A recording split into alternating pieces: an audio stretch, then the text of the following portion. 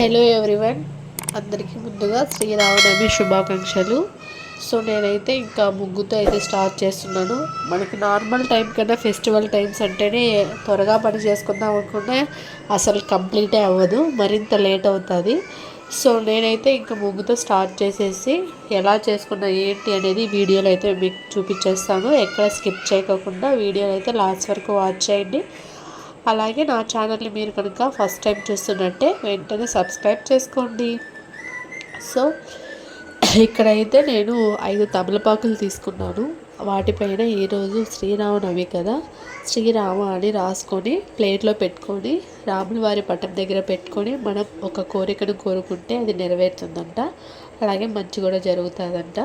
So మీకు కూడా తెలియకపోతే ఇలా చేయండి, లేదా తెలుసుంటే మీకు ఇంకేమైనా ఇన్ఫర్మేషన్ తెలిసి ఉంటే నా కమెంట్ సెక్షన్లో కమెంట్ చేయండి.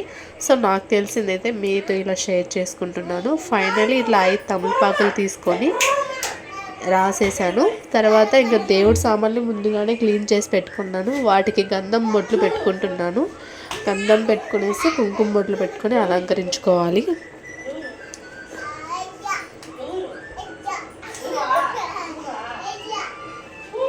సో ఇలాగా ఇంకా అన్నిటికీ గంధం బొట్లు అయితే పెట్టేసుకున్నాను. ఇంకా కుంకుమ బొట్లు కూడా పెట్టుకోవాలి. తర్వాత దేవుడి పట్టాలు కూడా మొత్తం క్లీన్ చేసుకోవాలి. వాటిని అయితే ఏం చూపించట్లేదు. సో తర్వాత పూజకు అంతా రెడీ చేసుకొని ఇంకా దీపం అయితే పెట్టుకున్నాను. సో ఈరోజు పిండి దీపాలు పెట్టుకోవాలి కంపల్సరీగా. సో రాములవారి పట్టం దగ్గర అయితే పిండితో చేసుకున్న దీపాలు ఒక 2 పెట్టుకోండి. ఆవు నెయ్యితో కానీ నెయ్యితో కానీ. ఇక్కడ మా బాబు అయితే వాయిస్ ఓవర్ ఇస్తుంటే చాలా డిస్టర్బ్ చేస్తున్నాడు. సో కొంచెం అడ్జస్ట్ చేసుకోండి. తర్వాత ఇంకా పటానికి పూలతో అయితే ఇలా అలంకరించేసుకున్నాను. ముఖ్యంగా స్వామివారికి రెడ్ పూలు అయితే చాలా ఇష్టము. సో నేను 2 గులాబీలతోనూ చామంతులతో అయితే ఇలా దేవుడి పటాలనే అలంకరించేసుకున్నాను. సో తర్వాత మిగిలిన పటాలన్నిటికీ కూడా పూలతో అయితే ఇలా అలంకరించాను. సో యాక్చువల్లీ వీడియో వచ్చేసి నిన్ననే పోస్ట్ చేస్తానని కూడా చెప్పాను. నాకు కొంచెం హెల్త్ బాగాలేక జలుబు కోల్డ్, సో అందువల్ల నేను చేయలేకపోయాను. ముఖ్యంగా ఈ శ్రీరామనవమికి మనం పానకం అనేది తయారు చేసుకోవాలి. సో పానకం కూడా ఇలా నేను రెడీ అయితే చేసేసాను. ఈ పానకాన్ని మనం దేవుడి దగ్గర పెట్టి నైవేద్యంగా అయితే తీసుకోవాలి. నేను పానకాన్ని అయితే ఇలా రెడీ చేసుకొని దేవుడి దగ్గర పెట్టాను. తర్వాత 2 పిండి దీపాలను అయితే కంపల్సరీ పెట్టుకోవాలని చెప్పాను కదా. ఆల్రెడీ పిండి దీపం ప్రాసెస్ అందరికీ తెలిసే ఉంటుంది.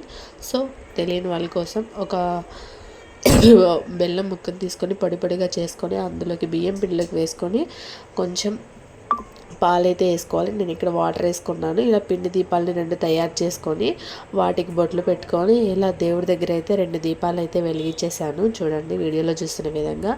సో పిండి దీపం అయితే కంపల్సరీ పెట్టుకోవాలి. ఈరోజు మార్నింగ్ వీలు కాని వాళ్ళు ఈవినింగ్ అన్నా కంపల్సరీగా పెట్టడానికి ట్రై చేయండి. సో ఫైనలీ ఇంకా నేను దేవుడి దగ్గర కూడా అన్ని దీపాలు అయితే వెలిగించేసాను. ఇక్కడ అమ్మవారి దగ్గర అయితే వెండి కామాక్షమ్మ దీపం పెట్టాను. ఇక్కడ స్వామివారికి అయితే 2 పిండి దీపాలు పెట్టాను. సో ఇంకా అలాగే నేను నార్మల్గా నా ఇంట్లో శివలింగం అయితే పెట్టుకున్నానండి. ప్రతిరోజు అభిషేకం కూడా చేస్తాను. సో ఇంకా ఏదన్నా మనకి ప్రాబ్లం అయినప్పుడైతే ఏం కాదు. సో ఇంకా శివలింగంకి మనము అభిషేకం చేయడానికి ప్రాసెస్ ఏంటో ముందుగా చూసేద్దాము. సో దీనికోసం పాలు, నెయ్యి, పెరుగు, చక్కెర తీసుకోవాలి. ముందుగా నేను అన్నిటిని ప్రిపేర్ చేసుకొని తర్వాత ఇక్కడ ఫస్ట్ అయితే వాటర్తో చేస్తున్నాను. సో వాటర్ ఇలా శివలింగం పైన పోసేటప్పుడు ఓం నమః శివాయ అని కంపల్సరీగా చెప్పాలి. అలా చెప్తేనే మనం చేస్తున్న అభిషేకానికి ఫలితం అయితే ఉంటుంది. సో ఇలాగ నేనైతే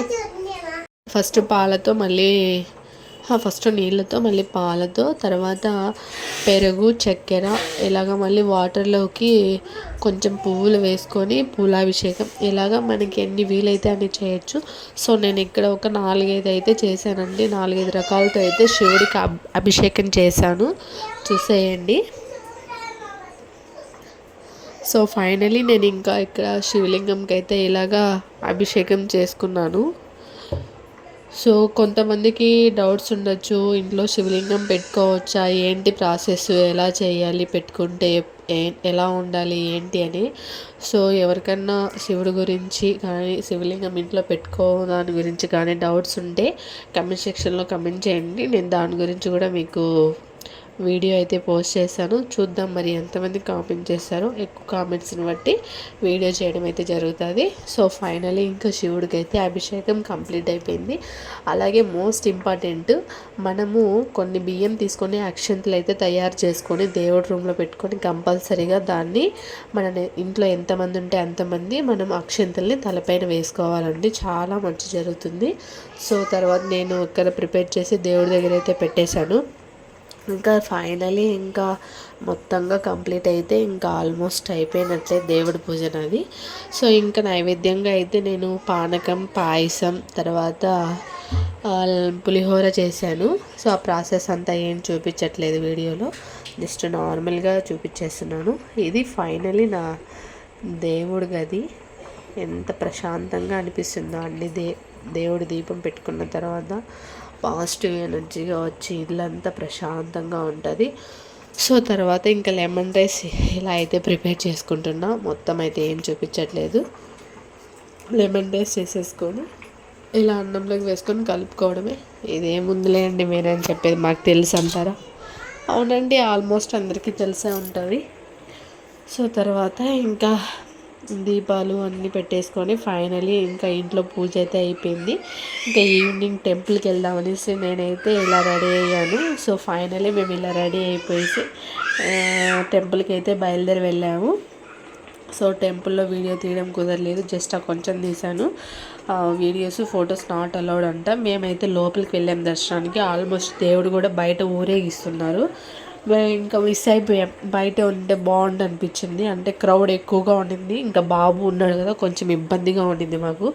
సరే ఇంకేం చేయలేమనేసి ఎలాగో వచ్చేసామని ఫైనలీ మా దర్శనం కంప్లీట్ అయిపోయి బయట వచ్చాము. ఇలా బయట వచ్చే ముందుకి గుడి లోపలే అనమాట. సో అక్కడ ఒక అక్క వచ్చేసి కొన్ని పేపర్స్, పెన్నులు తీసుకొని అందరితో రామకోటి రాపిస్తుంది, శ్రీరామ శ్రీరామ అనేసి. సో మాకు కూడా పేపర్స్, ఆ పెన్నులు అయితే ఇచ్చారు. ఇంకా మా బాబు అయితే ఇక్కడ ఒక బంతి పువ్వు తీసుకొని బాలాట ఆడుతున్నాడు. సరే కానీ నాన్న నీ ఆట నేనే అన్నట్టు ఇంకా మేము వాడిని అలా వదిలేసి ఇంకా పెన్ను, పేపరు అది తీసుకొని నేనైతే ఇక్కడ రామకోటి రాస్తున్నాను, రామ రామ అనేసి. ఇలా రాసి అక్కడ ఒక ఉండి ఉంటుంది, అందులోకి వేస్తే మనం రాసిన ఆ రామకోటి వచ్చేసి భద్రాచలంకి వెళ్తుందంట. అలా ఆమె అందరితో రాపించి చాలా బాగా అనిపించింది మాకు. సో ఇంకా మాకు తెలియక తీసుకెళ్ళిపోవాలేమో ఇంటికి అనుకున్నాము. లేదు, రాసి అక్కడ కుండీలో వేస్తే ఇవంతా భద్రాచలంకి వెళ్తాయండి, అక్కడ దేవుడి దగ్గరికి అన్నారు. సో మాకు ఇంకా చాలా హ్యాపీగా అనిపించింది. ఫైనలీ ఇదండి. Thank you for watching.